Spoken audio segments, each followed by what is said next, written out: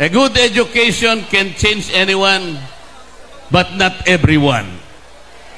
Alam po niyo kung bakit? Tingnan po niyo yung mga colleagues ko sa House of Representatives. I thought they had good education. I thought they were all taught by good teachers like you.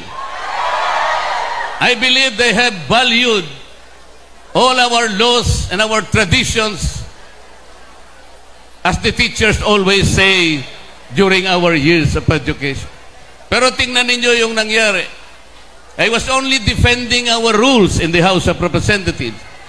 I was only defending the traditions that make us all, because these traditions are the ones that we kept for so long a time. Ano pong gagawin natin?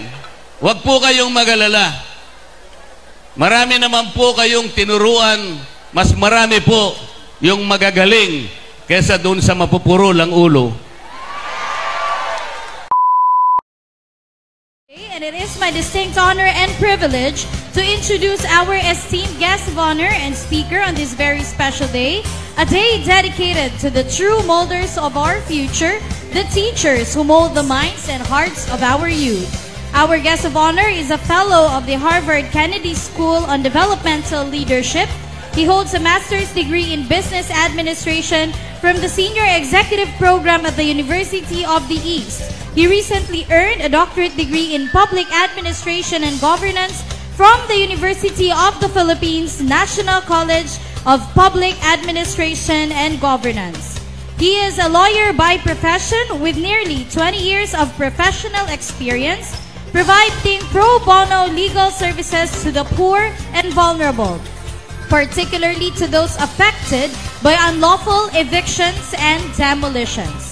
His extensive experience in trial and litigation has prepared him for greater roles and responsibilities in public service.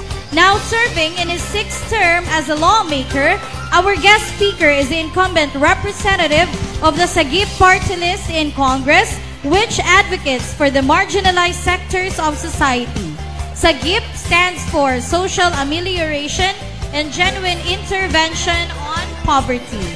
As a distinguished professor of law himself, our guest of honor is no stranger to the noble vocation of teaching. In fact, it's a calling that is very close to his heart, as he too understands the profound impact educators have in shaping society. And so, my dear teachers, it is with great pride that I introduce to you a man who is deeply committed to advocating for the welfare of teachers, championing vital legislation that will resonate in the halls of Senate. We can proudly call him our teacher's pet, a title of honor for one who stands with us and for us. Together, let us support his vision for a brighter future as he aspires to serve you better as Senator of our Republic, working towards a better Philippines. Ang tanggol ng tagapagturo at ng bayan, please give a round of applause to the Honorable Congressman Rodante Dante Marcoleta.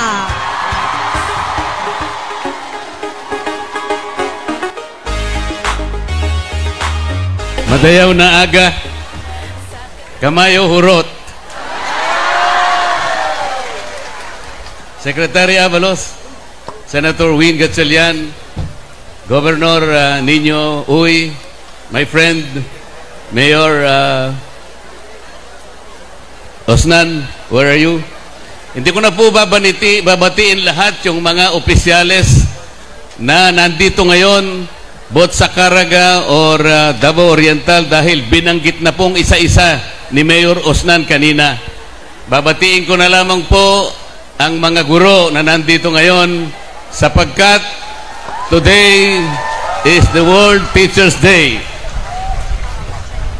Nung binata po ako, marami po akong nakilalang mga dalaga. Meron pong mga accountant, merong abogado, merong doktor, merong nurse. Magaganda po sila lahat. Pero sabi ko, pag mag-aasawa ko, gusto ko teacher ang maging asawa ko. Kaya ang asawa ko po ay isang teacher na kagaya po ninyo. Ang sabi po nila, invest in our teachers and our children will succeed. Naalala ko po yung Magna Carta for Public School Teachers. It's an old law enacted in 1966, some 58 years ago. Doon nakalagay po yung maraming benefits sa mga teachers. Meron po doon na cost of living allowance. Ang sabi po doon, at least the teacher's salary should keep in pace with the living expenses, and the allowance should be given and be based automatically on the living cost index. On an annual basis, the Secretary of Education should submit to Congress, ang sabi po doon, a recommendation for an appropriation for this cost of living expenses. Nangyayari po ba yun sa inyo? Meron pa pong sinasabi na special hardship allowance. Ito po ay yung pong exposure ninyo to difficult situations from commuting to your assignments and other exposures. Ang sinasabi po doon, you should be paid at least 25% of your monthly salary. Nangyayari po ba yun? Meron pa pong sinasabing medical examination and medical treatment which will be given free to all teachers. At kapag doon sa medical examination, napatunayan meron kayong sakit, you will be treated for free. Nangyayari po ba ito? Sana po darating ang araw, makasama ko si Senator Win Gatchalian para kaming dalawa po by the oversight function of the Senate. Titingnan po nating mabuti kung napatutupad na mabuti ang Magna Carta for Public School Teachers. Ang sinasabi po kasi, the declaration of policy is to promote and improve the social and economic status of public school teachers, their living and work conditions, including the requirements for employment and career prospects. 58 years after the enactment of the law, we have yet to fulfill the realization of this declared policy. Kaya kailangan po siguro, total nandiyan naman si Senator Win, baka sakali pong magkita naman kami sa susunod na Senado. Meron pa pong isang sinasabi about teachers. A good education can change anyone. May I propose a little amendment? A good education can change anyone, but not everyone. Alam po niyo kung bakit? Tingnan po niyo yung mga colleagues ko sa House of Representatives. I thought they had good education. I thought they were all taught by good teachers like you. I believe they have valued all our laws and our traditions, as the teachers always say during our years of education. Pero tingnan ninyo yung nangyari. I was only defending our rules in the House of Representatives. I was only defending the traditions that make us all, because these traditions are the ones that we kept for so long a time.